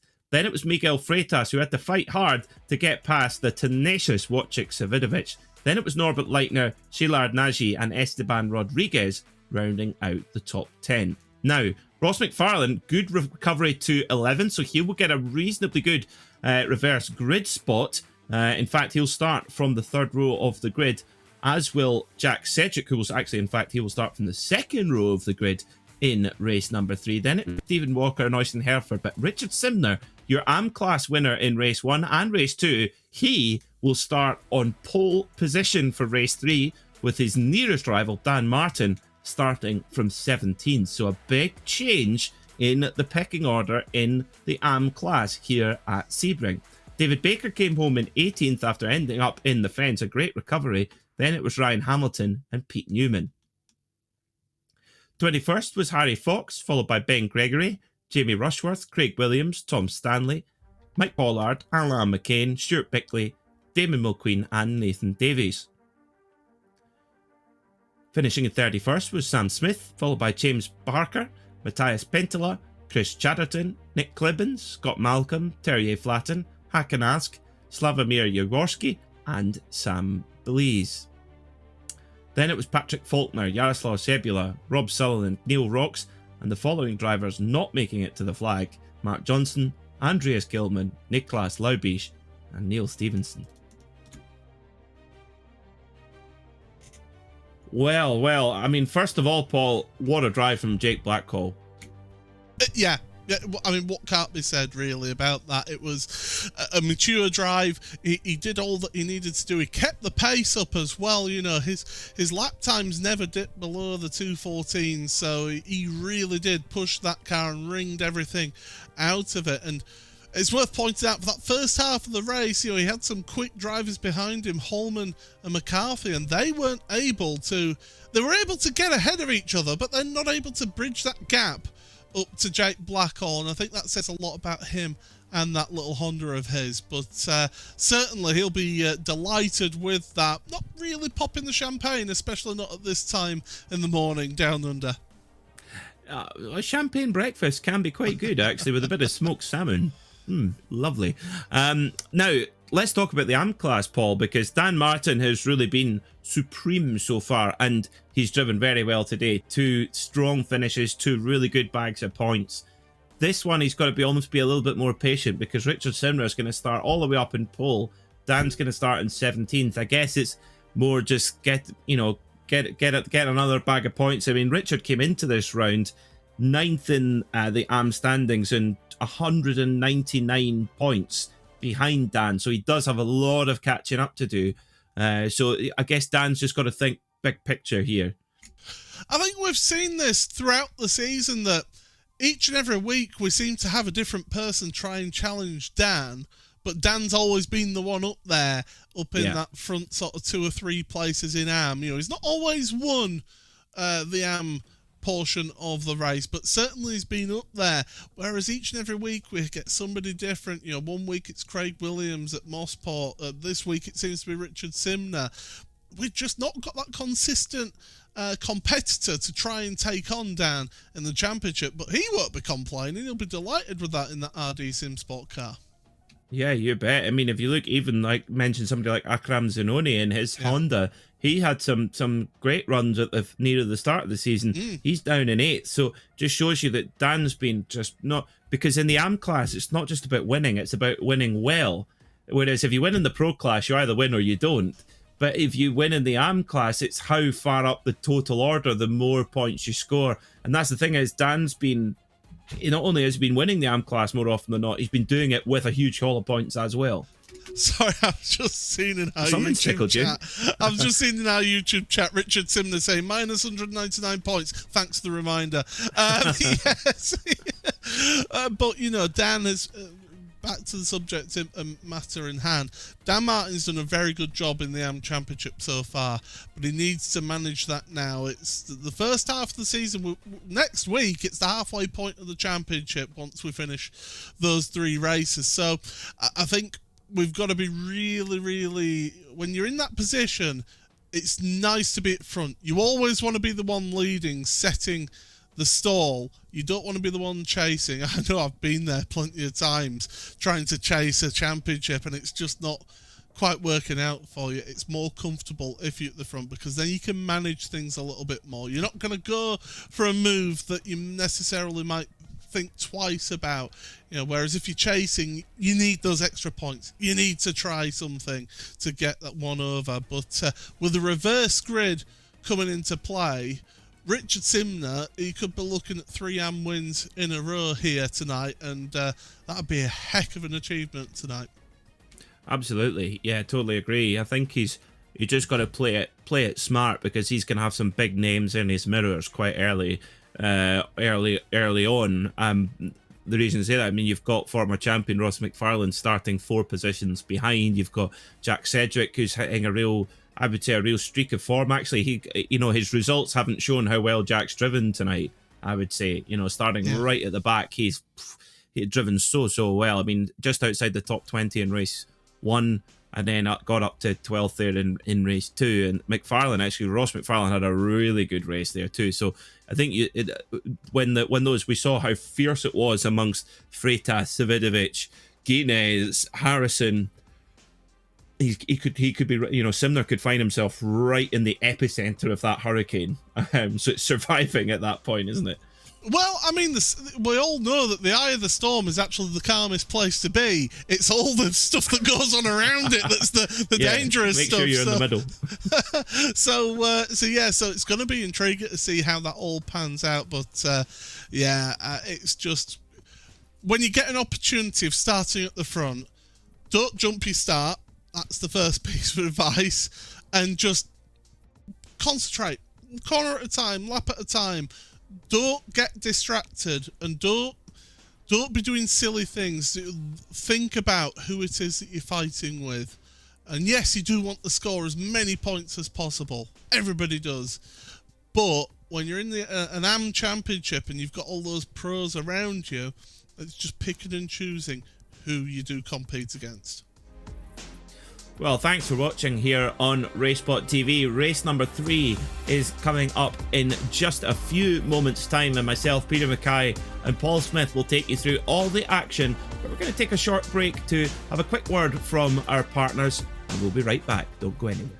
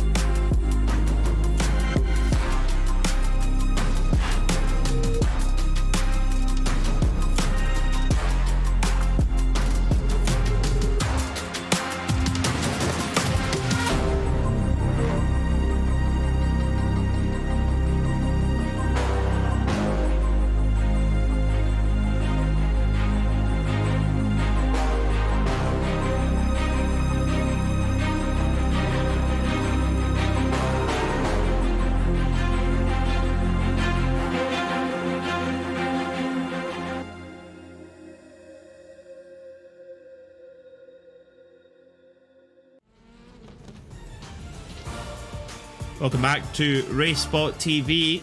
Peter Mackay here alongside Paul Smith in the commentary booth for round 3 of the World Touring Car Series from Sebring International Raceway. Round 5, excuse me, I'm wishing the season away. Round 5, not round 3. Paul, you can tell it's race number 3. We're getting there to the end of the end of this race meeting.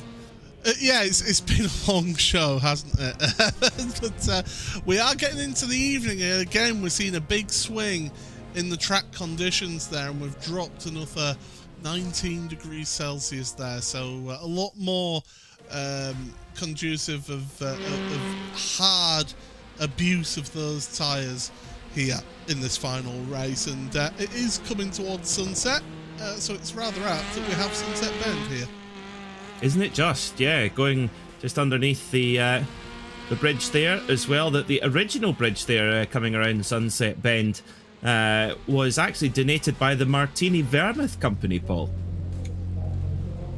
And this is why we pay you the big bucks, Peter. Yeah, you just pay me in bottles of vermouth, clearly. I've, so that was, yeah, before Martini sponsored any teams or drivers, they often did it by, well, certainly at Sebring, it was paying for infrastructure in return for generous branding. So if you look at sort of late 50s, early 60s pictures of Sebring, you'll see the Martini Bridge. Obviously, their contracts run out because it's not there anymore, is it? Yeah. You know, it's a good way of doing it, though, and supporting motorsport. You know, at the end of the day, yeah, we did see them then move on to sponsoring teams and things like that. But you know, being able to support motorsport in different ways is really good, and we all know that circuits are very reluctant to get their hands in their pockets, so definitely it's all about getting whatever you can out of a sponsor. But James Parker parked at the side of the road. Wonder if he's going to try and do a practice start or something like that. It takes a bit of knack to get a good start out of these cars, but certainly once you get that right. And I think maybe I should hire my coaching services for getting a good start in these cars out to one or two that have had jump starts. Then maybe, you know, once you get that good start, it's away you go, and you can gain so many places as well. If you get it wrong, you basically just sat there with smoke coming off of your front wheels. Yes, you just yeah, absolutely. I think with these front-wheel drive cars, they've got quite a lot of power, well over 350 horsepower, all going through the front wheels, and turbocharged delivery as well. So it's just one big dollop of torque and power. As James Parker, that is called the supermarket. That is the supermarket getaway there from James Parker. Very smooth. I mean, 5-star Uber rating there for James Parker. Obviously not seen the Tesco car park on a Saturday evening then near me. Oh, I love this. Hello to Karen Broughton. She loves a martini. Me too, Karen. Me too. Yes. Well, that's the bridge. There it is. It's now had some other company who plastered all over it, but that was the Martini Bridge right there. It's now sponsored by Advanced Auto Parts. Anyway, before we get sidetracked, Richard Simner and Oyston Hereford will be your front row for this final race with Stephen Walker and Jack Sedgwick. Then it's Ross McFarlane and Esteban Rodriguez. Row 4 is Szilard Nagy and Norbert Leitner. Then it's Wojciech Savidovic, Miguel Freitas, Kieran Harrison and Spencer McCarthy. Starting 13th will be Corentin Guinness with James Holman, Jake Blackhall, Morgan Butler, Dan Martin and David Baker rounding out row 9. Then Ryan Hamilton, Pete Newman, Harry Fox, Ben Gregory, Jamie Rushworth and Craig Williams. 25th is Tom Stanley with Mike Pollard, Alain McCain, Stuart Bickley, Damon Mulqueen and Nathan Davies rounding out the top 30. Then Sam Smith, James Parker, Matthias Pentola, Chris Chatterton, Nick Clivens and Scott Malcolm. Terje Flatten, Hakan Ask, Slavomir Jagorski, Sam Blees and Jaroslav Sebula round out the top 41 with Rob Sutherland, Neil Rocks, Paddy Faulkner, Mark Johnson, Nicholas Loudbeach and Neil Stevenson rounding out our 47 car grid, who are raising the revs, ready to go, and off we go. Richard Simner leads us away into the final race of the day here at Sebring International Raceway in the World Touring Car Series. Down towards turn 1 they go, and Simner hangs on to it as they come into turn 1 after a strong getaway, and then through towards turn 2 and then turn 3, Christensen corner, and Simner has got the perfect getaway, Paul, there. Brilliant stuff from the 2-time AM class winner this afternoon. Yeah, certainly exactly what the doctor ordered there, and able to stay ahead of Hereford then, as we've got cars taking to the dirt on the exit there.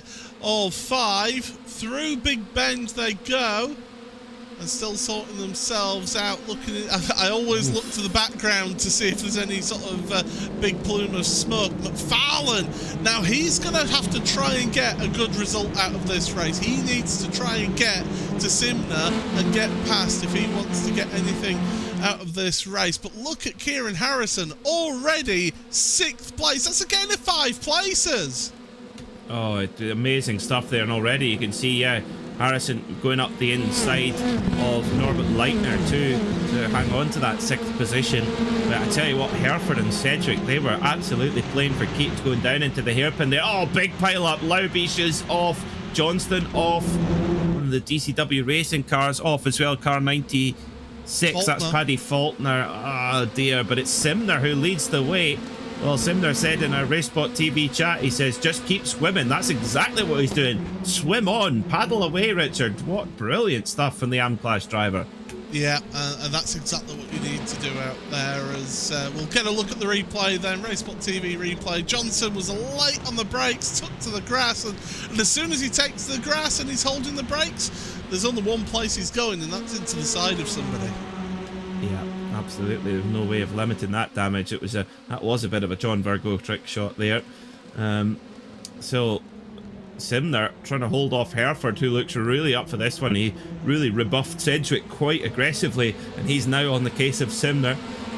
So Simner's got to be a little bit careful here. Hereford looks like he's got that glint in his eye that he wants to make the very most of this opportunity and try and get some points on the board. He's not in the top 10 of the Pro Class standings at the moment. He can at least put himself towards that goal with a win here as well, but he's got to look in his mirror as well, has Hereford, because Ross McFarlane is on the way with a whole gang of reprobates behind him. Sedgwick, Harrison, Leitner, Savidovic. So it's game on. Oh dear me, a bit of Veloster rally crossing there from Sedgwick right up over the curb.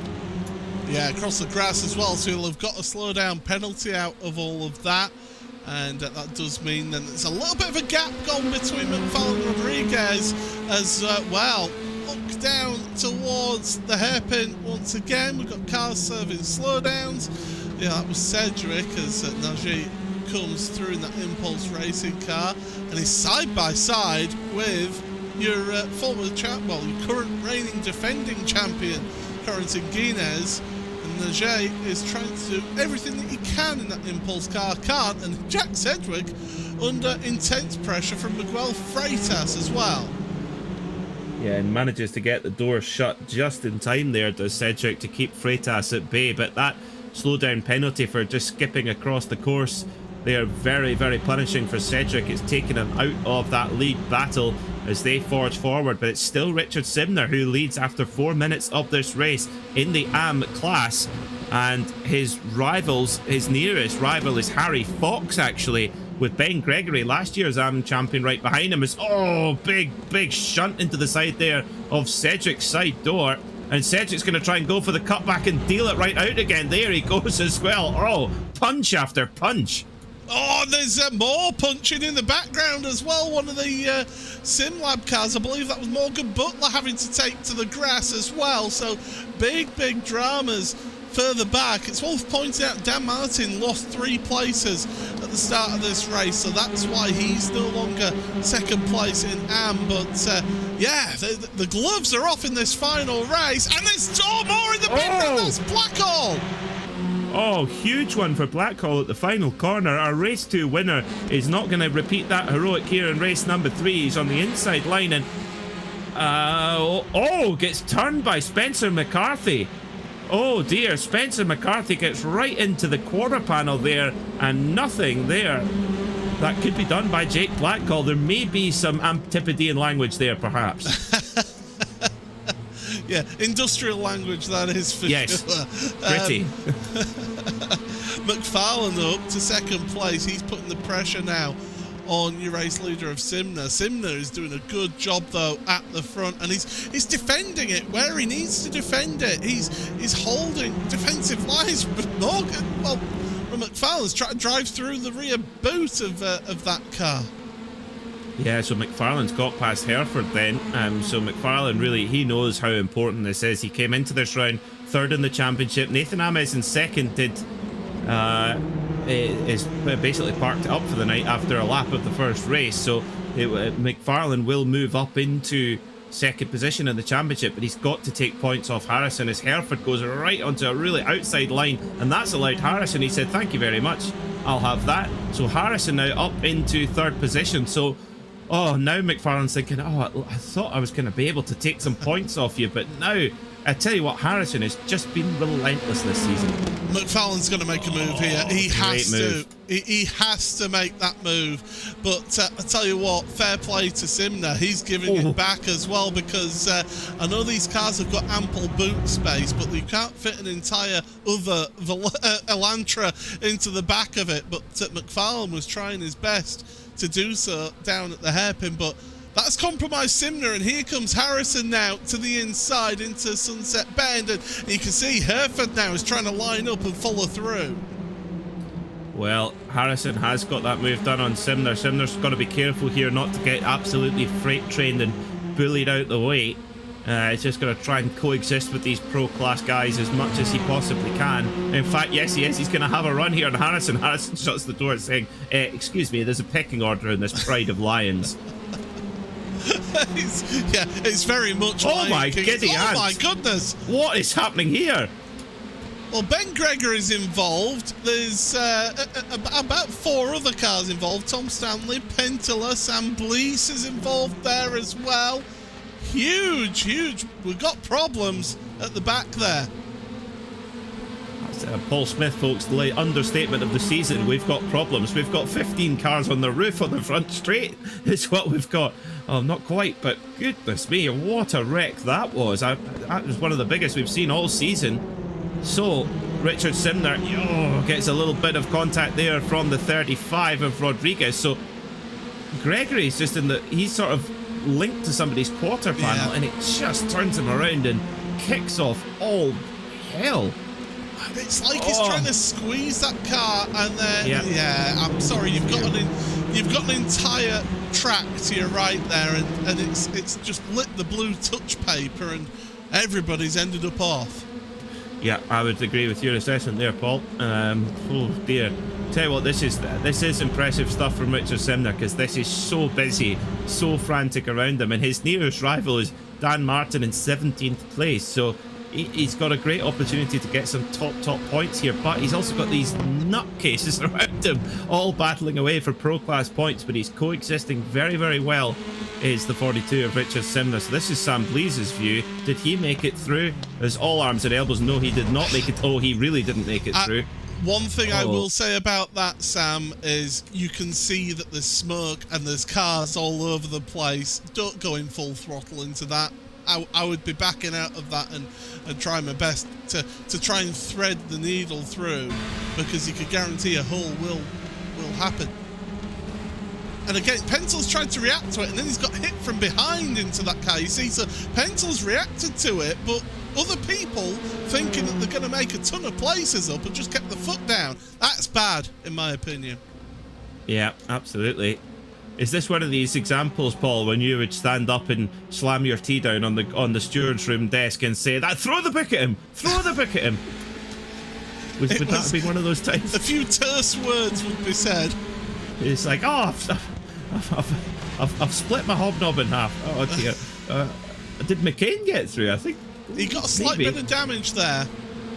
He did react, but it did happen right in front of him. So McCain, I say, is I wouldn't be having a go at McCain in all of that. But no. McFarlane, this is what we wanted to see, isn't it, Peter? After McFarlane started the first race right at the back of the grid, these two duking it out at the front here in this final race.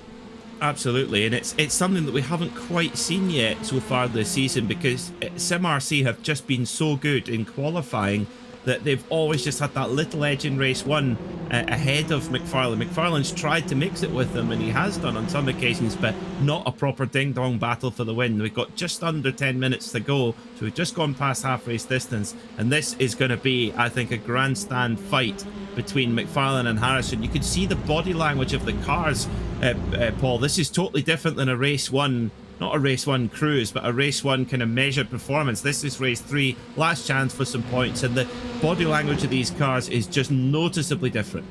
Oh yeah, absolutely. They both know that there's some big points on offer right now, and that they've got the opportunity to get themselves set up for another good round here in the championship. I mean, Kieran Harrison has just been absolutely superb once again, and even in race 2 when he was getting embroiled in racing with others as well, he was smart about things and was making sure that he didn't get himself in a position where somebody could make a move and put him in a compromising position. And he tried that different line through Sunset Bend, did Harrison. He's carrying the speed out the corner with the slipstream. Is he going to make a move? He's looking. There's cars coming out of pit road as well, so that could get a bit dicey. But Harrison to the lead. Yeah, lovely move there from Kieran Harrison. And can McFarlane fight back? He's going to try and put himself on the outside line here for Christensen corner, trying to keep a little bit of a switchback. No, can't quite get it done as well. So Harrison hangs on to it for now. But McFarlane's going to really make him work for this. 8 minutes to go. We've seen Kieran Harrison have 5 wins so far this season. Can he make it 6? Well, you have to say this could be one of the hardest fought wins so far this season if he can get it, because McFarlane is really going to make him work here. And still not quite close enough to make a move into the hairpin as well, but McFarlane glued to the bumper there. And look who's come in for the fun.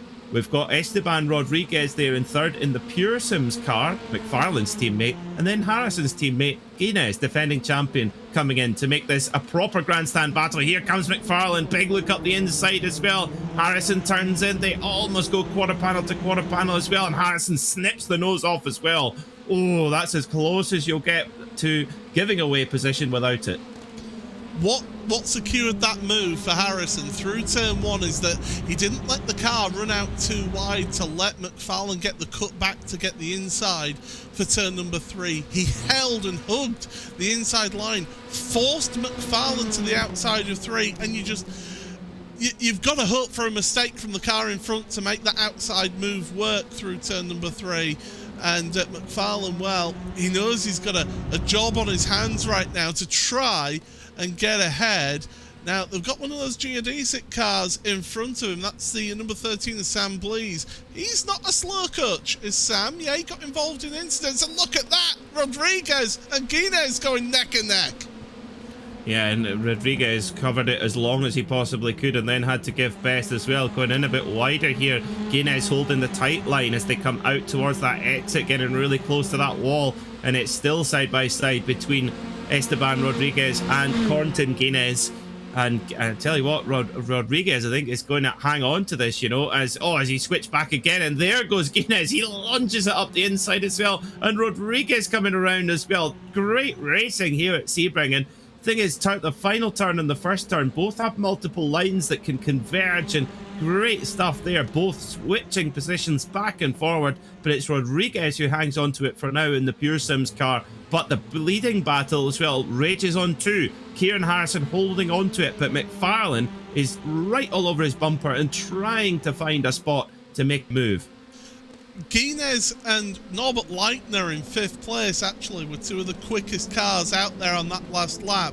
So Leitner's catching up to this leading gaggle, and he's dragging Wojciech Savinovic along with him as well.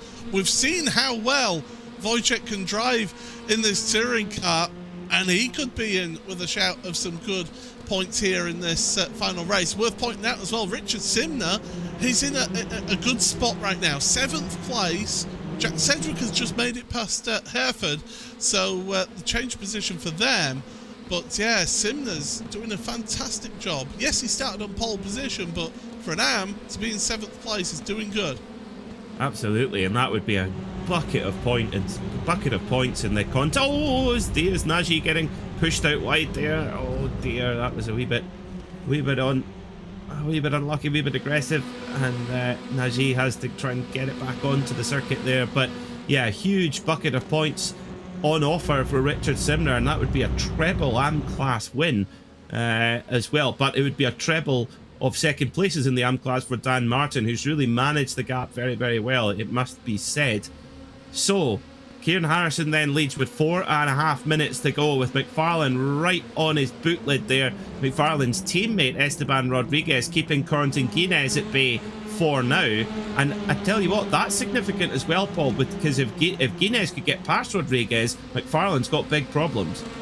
Oh, he certainly was. And do you know what? Guinness is showing that he's keen. You can see the body language in the car. You said it's a race 3. It's not a measured one. Round the outside of turn number 1, you can make this move stick. And I tell you what, he's only gone and done it. Fantastic move from Corentin Guinness. Move of the season. Move of the season for me from Corentin Guinness to go around the outside and make it stick there at turn 1 here at Sebring. That is a champion's move. That's why there's a number 1 on the side of the door. That's why he's your defending champion. He's not had the ideal start to the season, but Corentin Guinness has still got every ounce of class.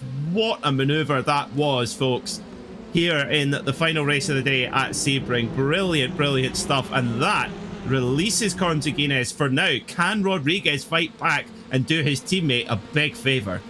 Well, I mean, yeah, Guinness now is looking forward. He's not looking back after defending from Rodriguez there at the hairpin.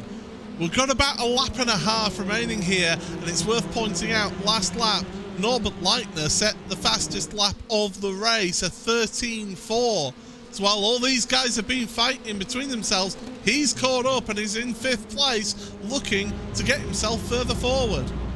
Well, if you want to know the difference the track temperature makes, that baking hot track temperature we had in race 2, well, we're 2 seconds a lap quicker than that. So that's the difference that track temperature makes for you, folks, in raw data and raw numbers. Still though, McFarlane cannot find a way past Kieran Harrison. He can't even put himself into a kind of overtaking opportunity. And the thing is, as we said so many times, McFarlane will not try a silly move, and unless it's there. He's a very controlled driver, it must be said.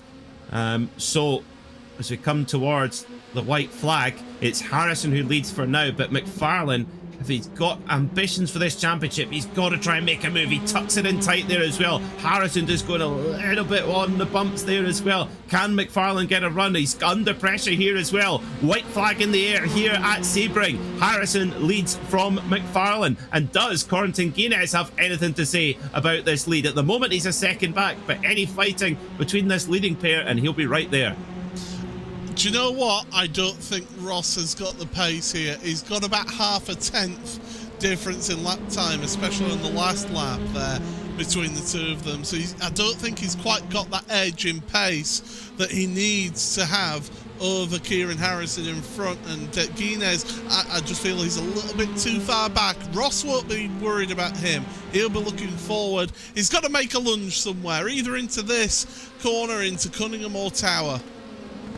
Yeah, or potentially the last corner actually as well. It's where there's so many different lines, but the thing is then Harrison could try and cover the inside and make it for that run to the flag. Exciting stuff here at Sebring in the World Touring Car Series, and high quality stuff. This is proper motorsport here. Harrison still deep on the brakes there, coming into Cunningham, and holds off McFarlane once again, but McFarlane trying everything he can here to put himself in a position. Here's one of those opportunities into Tower. No, not quite.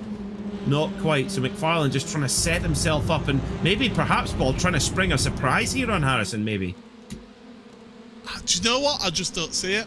I think Harrison has got him covered here. And I think, you know, if McFarlane does pull a surprise, I think there may end up being a little bit of contact between the two. Oh, big ride over the curb there for McFarlane. Does he have a go at Savidovic corner? No, he doesn't. Goes for the long run onto the Allman straight as well. Harrison a little bit wide there onto the grass as well, as Harrison trying to break that slipstream from Ross McFarlane, but Ross McFarlane's right there. Here comes Ross McFarlane. He's got the run as they come down into Sunset. Harrison leaves a little bit of room as they come into the braking zone as well. They both go very deep into the corner. Can McFarlane get the power down and make it a drag race to the line? It's going to be very tight indeed, but no, it's going to be Kieran Harrison. 2 wins from 3 once again here in the World Touring Car Series. Just a slither, just a tenth of a second between them. McFarlane has to settle for second, and it's Guinness coming home in third. And what a drive from Richard Simner, 9th overall and top of the AM class for the 3rd time in a row. Wow, what a finish to that race. That was a fantastic motor race, was that. Absolutely right there, Peter. It was sensational stuff, and I really enjoyed that. A true clash of the titans of this series in McFarlane and Harrison. And yeah, Harrison only just had that edge of McFarlane. The rest of them are coming through towards the back there. Nathan Davis, Nicholas Laubish, and Mike Pollard as they go across the line as well. And the last few drivers will go there. But, well, I mean, we had possibly one of the ugliest incidents in the race, in that big crash over the start and finish straight, which I quite correctly said that we got problems. But we also had some absolutely just sublime racing as well. Oh, we did. Oh, we certainly did there. Yeah, and I think it must be added as well that Ross McFarlane got to that position fighting from the very back of the grid in race 1. He had to make his way through the field all night long and trying to make the most of that opportunity. So scores good points there. He'll move up into second in the championship. But the man of the moment in this season, well, it's Kieran Harrison. 2 wins from 3 tonight. He takes home a stronger championship lead than he arrived at Sebring with. Ross McFarlane in second, and Corentin Gaines a great run to third with one of the best moves you'll ever see at turn 1 at Sebring. Esteban Rodriguez was fourth, with Norbert Leitner, Wojciech Savidovic, Jack Cedric and Miguel Freitas rounding out the top 8 cars. And then Richard Simner, 3 wins from 3 in the AM class. Great stuff there from the DCW racing driver. James Holman rounds out the top 10. Then it was Oyston Hereford, David Baker, Spencer McCarthy and Dan Martin making up a couple of places late on in the race. Again, a really strong run from the championship leader in the AM class. Morgan Butler was 15th, followed by Pete Newman, Harry Fox, Craig Williams, Jamie Rushworth and Ryan Hamilton. 21st was Sam Smith with Stuart Bickley, Yaroslav Sebula, James Parker and Damon Mulqueen rounding out the top 25. Then Hack and Ask, Alan McCain, Rob Sutherland, Neil Stevenson and Neil Rocks round out the top 30. 31st was Chris Chariton with Szilard Nagy, Nathan Davies, Niklas Laubish, Mike Pollard, Paddy Faulkner, Nick Klibbins, Slavomir Jaworski, Scott Malcolm and Ben Gregory rounding out the top 40, with Stephen Walker, the last car on the lead lap. Sam Blease and Terje Flatten, Tom Stanley, Matthias Pentler, Jack Blackhall and Mark Johnson don't make it to the flag. Well, what a day's racing here at Sebring International Raceway. We hope you enjoyed all the action here on RaceSpotTV. Do join us next week, the 2nd of March, 7:45 British time, for the Nürburgring, the Grand Prix circuit, the Grand Prix Strecke, for 3 20-minute sprint races. Kieran Harrison and Dan Martin lead the way as we approach the halfway point of the season. Who can mount a challenge from here? From all of us here at RaceSpotTV, thanks so much for watching, and we'll see you next time.